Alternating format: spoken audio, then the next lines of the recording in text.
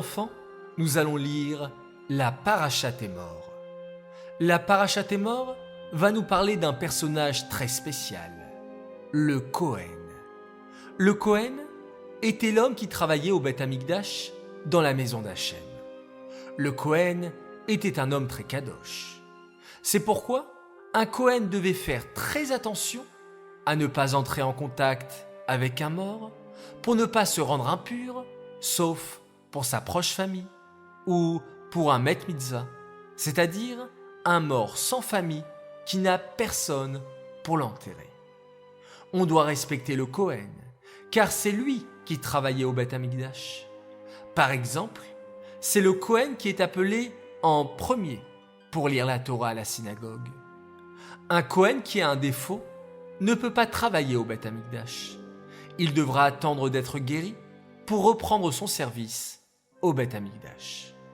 À l'époque, tu le sais bien, on faisait des korbanot à Hachem. Lorsque tu veux offrir un cadeau à quelqu'un que tu aimes fort, tu veux que tout soit parfait. Pour un korban, c'est pareil. Un korban devait être parfait, pas de pâte cassée par exemple. La Parashat Emor va également nous parler du Shabbat. Hachem a créé le monde en 6 jours, puis il s'est reposé le 7e jour. Nous aussi, le Shabbat, nous nous reposons en faisant attention à ne pas faire les 39 travaux interdits, comme allumer la lumière, prendre la voiture, téléphoner, écrire, dessiner ou encore toucher de l'argent.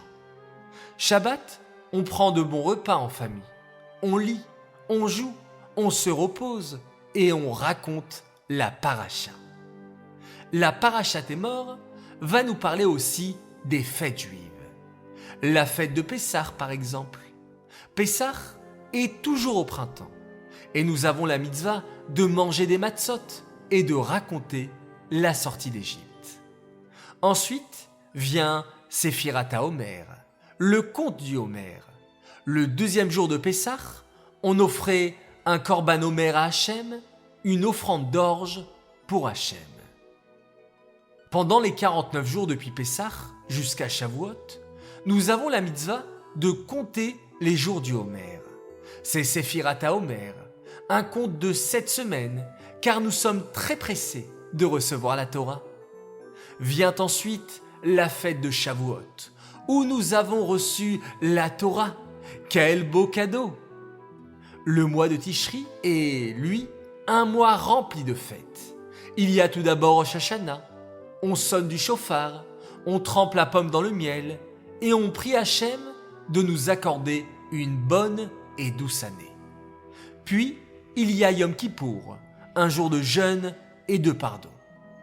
Il y a aussi la fête de Sukkot. Sukkot, une belle fête. Nous avons la mitzvah de manger sous la souka en souvenir de nuées de gloire qui nous protégeaient dans le désert.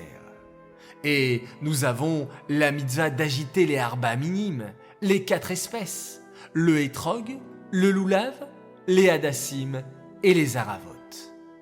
La paracha s'appelle Emor, car Emor en hébreu veut dire parle.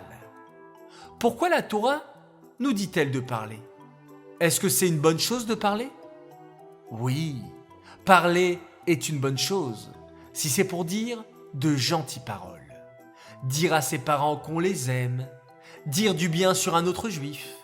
C'est pourquoi la Torah nous dit « Emor », parle bien sur un autre juif. Voilà les enfants, vous avez bien écouté la Parashat Emor. Je vous souhaite Shabbat Shalom.